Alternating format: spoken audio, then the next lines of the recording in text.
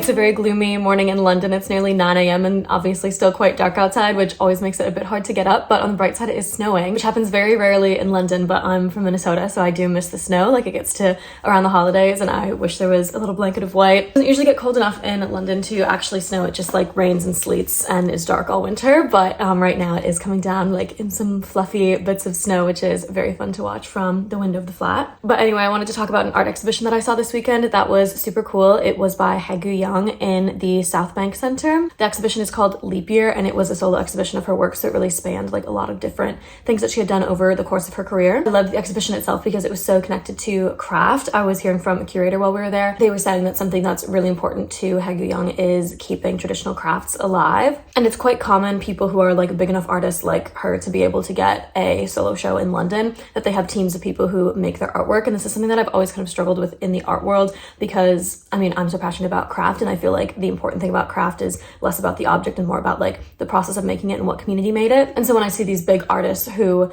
have these concepts and they're like, oh, I like, you know, had the idea for this art, but it was like a team of 20 people that actually made it, I just struggle with that disconnect. And it feels a little bit like egotistical to be like, I have these amazing ideas, but I'm not the one who actually needs to make it. Like, I have people who do that for me. And it's like, is not the point, at least for me, about making things, about making objects, about making art, that your hand is in them. Something that I really appreciated about this artist practice and that I think really showed in the like intentionality and just genuineness of her work was that she learns all of these crafts. So she'll find someone who's a master of a traditional craft and learn directly from them how to do the craft. And then if it's a large scale piece, sometimes you do just need more than one person to work on it. She will go to a workshop of people and teach them the craft. So it's like she learns from a master and then she passes it on to other people and they all make it together, versus artists out there who are making things and they have these ideas but they don't even know how to like technically put them together if they tried. That's my beef for some of the big artists. Like, I think if you have a team of people helping you, fine, but you should at least like know how to do the thing that you're trying to do. And obviously I'm just very generally moved by craft, so seeing things from an artist who's trying to keep so many different crafts alive and bring them to national attention. Herself learning that knowledge from skilled people and then sharing that knowledge with others, I think is amazing. If you're in London, go check it out, but I have more to share just from like the gallery in general. So obviously I was there for that show, but while I was in the lobby, I picked up some didactic materials. I'm such a nerd about like things that museums make to help people engage with the pieces. So I shared before, like things that I add to my collection that I pick up whenever I go to museums. They're often like little workbooks, just things that kind of help people walk through an exhibition. Maybe you're drawing something, maybe you're writing something in, or it's just like instructing you to like look at things in cool ways. And there were some cool ones in the Hayward Gallery. Starting with this, which is just like a cool way. I wonder how they like got this cut and folded and stuff. Just very nice. So it comes out of this little sleeve here. And you open it up and it's a whole like map of the gallery, a bunch of different prompts about how to engage with it. Down here they're talking about galleries in general, what makes a great gallery. You can write some thoughts. Are there any spaces you know that could be converted into a good gallery? Like, what a cool thing to think about. Design a poster to advertise this exhibition. What words are you thinking of as you're looking at this art? Drawing prompts like draw for 30 seconds, draw for 5 minutes, like just see what comes up. So this seems to be like not specific to the Haegu Young exhibition, but just like something that's always out for, you know, engaging with it. However, love it. And then the next one is this little thing, and open it up and inside this is like a Haegu Young specific thing. That's one of the prints from the show. Isn't that gorgeous? This is an ancient paper technique where you make these like really thin papers and then collage them all together. These are some of my favorites to see. Anyway, it talks about who the artist is and then lists different things in the exhibition that you can look for and has a little checklist. This is the kind of stuff that I love in like didactic materials. So it has do's and don'ts of looking at art. I think it's so important because a lot of people were just never taught like how to look at art. I feel like a lot of people think you're supposed to look at something and be either like that's good or that's bad or I like it or I don't, and that's not really what it's about. It's about like looking at things closely and having reactions to them. So it says things like, do imagine what's going through the artist's mind when they were making this work. Do spend time looking and listening and pay attention to how it makes you feel. Do bring the outside world in. Does an artwork remind you of a place, a song, or a story that you know? Like helping synthesize these things and just like create a more meaningful experience with the art you're looking at. Don'ts: you don't have to know anything before you come in. You don't have to get it. There are no wrong answers in art. You don't have to be quiet. Ask anyone of the Hayward hosts a question or talk to the people you've come with about what you see. And then on the inside there are more prompts like, can you draw something that you saw that was memorable today? Try a different view. Sometimes art looks different from different angles, like just prompting people interesting things to look at and think about while they're looking at art. So these are great. They're going to be added to my little collection and dream job. Definitely like designing stuff like this for a gallery someday.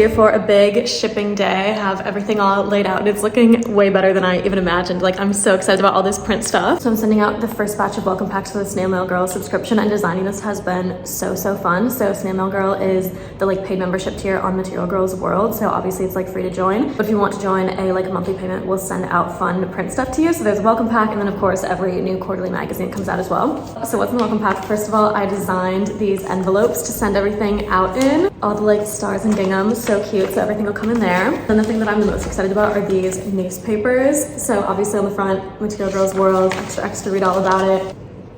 Need I say more? And then on the inside, there's a bunch of different content about like how to get involved with Material Girls. There's like fun little games, you know, like the kind of games you'd see in a newspaper. I'm really proud of how this page turned out. Stretches for crafters. I wanted to make it obviously like a fun interactive newspaper kind of idea, but also have bits in it that like you would maybe want to cut out and put on your wall. Like, I am definitely gonna hang this up somewhere. Like, for reference, I feel like this stretching thing would make a great poster. We've also got, surprise, surprise, my new favorite thing, which is these fortune tellers. Let me fold one up here actually. These have been so much fun at in-person events recently, but I wanted to make sure that people who aren't in London can get in on the fun as well. So I'm not gonna send them folded. They'll probably come like this just so that they like fit in the envelope. And then one of the things that's in the newspaper is instructions on how to fold it. So you have like lots of interactive little crafty things to do when you get your pack of stuff. This is not gonna be my funnest work. I'm going quite quickly, but just imagine with me that this is like a beautifully origamied piece here.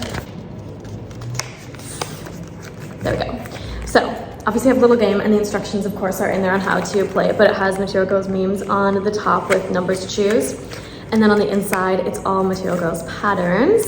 And then when you flip it up, it will tell you a new like part of Material Girls to go engage with. So this has like a link to our craft club finder, a meme page, like just every aspect of Material Girls to make sure that everyone that gets these packs is like clued into all of it. A copy of the latest magazine is also going to be in there because I want people to, you know, be able to be excited about it and get their hands on a copy right away. And now some little fun goodies as well. I have all my little bins of stickers here. So obviously in there's going to be a Material Girls logo sticker and a Material Girls World logo sticker. I also made little meme stickers, so it would be fun to have Material Girls ones that people can flip through as well and put on their laptops and just like have all their Material Girls pride in all sorts of ways. So stickers, fortune teller, magazine, newspaper, all in an adorable little envelope. Obviously I made this, so like I'm obsessed with it. It's super my aesthetic, but I was like, damn, I wish I could like ship one to myself to get one of these. I hope people like, it gives them a smile on their face when they get it. And yeah, that it's like a fun nostalgic thing to look through and do all the activities in. And it's also effective in getting them connected to Material Girls, because something I've been really working on is like helping to cross market everything. Like, there are a lot of people who know about the Instagram page but don't know about the magazine. A lot of people come to the events but don't know about the magazine, like stuff like this. So getting it all in one place, and it's Material Girls World. Be there.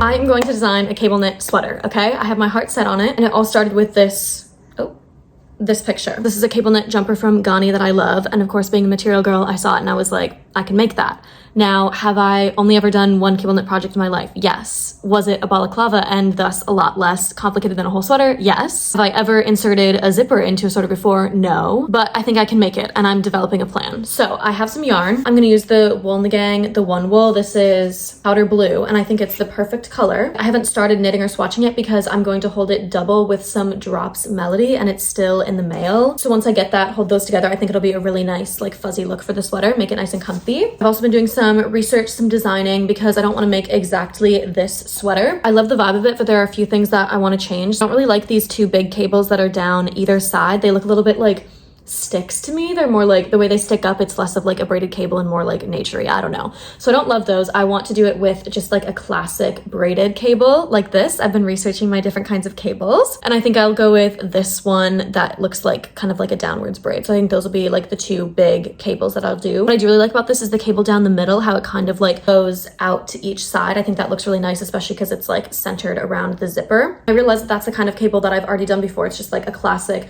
twist where it looks like kind of like two pieces are twisted together, but they're twisting in different directions to make it go out, right? So I've mocked up a little design on Procreate, and I think what I'm going to do is, like I said, have those two big cables down here, and then just those classic like twist cables facing away from each other on either side in the middle, and then also one kind of on the edge there. For the sleeves, very similar. I'm thinking one big cable down the center with two smaller ones on either side, and then kind of the underarm will just be purl stitching. Like, I'm not going to do cables all the way around. Obviously ribbing at the bottom of the body and the sleeves, and I don't see any of this being too puffy, mostly because I only have 8 balls of this, and I'm not sure if I might need closer to like 10 or 12. So I'm deciding that what I'm going to do is just like make it a small sweater. It's going to be quite cropped. It's not going to have much balloon to the sleeve. Now, this neckline, again, have I ever done a neckline this shape? No. What I hear is that it's actually pretty easy to insert zippers because you're just kind of like sewing them in. I've seen people do it either sewing by hand or by like using a small crochet hook to crochet up a zipper. So again, I haven't like fully researched how this whole like neckline shape is gonna go. I might be totally like overestimating my skills here, but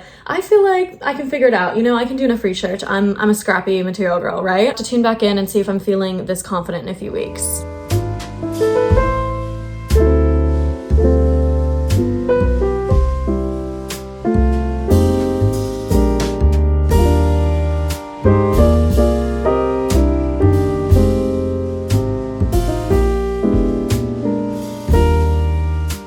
With part 2, my thoughts on This Long Thread, Women of Color on Craft, Community, and Connection by Jen Hewitt. My last vlog, I was about halfway through this book, and I kind of gave an intro on what it's about, what I was liking about it, and now I've made my way through. The book is split into different sections, so in reading the last half, I've read more about perception and representation, craft as community, teaching craft, and first of all, I just really like the layout. Like, I find it so satisfying how everything is broken down into themed sections, and then within them, for being such a big book, it's like very digestible because there's so many different like short essays and interviews in there, which also means you just hear it from a lot of different people, which is super cool. I found the perception and representation section particularly impactful. The book is based on a survey that was sent out to women of color in craft. One of the survey questions was about how do you feel other than your craft? How do you feel your craft is misunderstood? And so this section shows various responses to that. It talks about a lot of different things. One of the main ones being that there's this perception that only old white ladies like to craft. Talks about a lot of the ways in which that isn't true, but specifically cites that the demographics, at least in the US,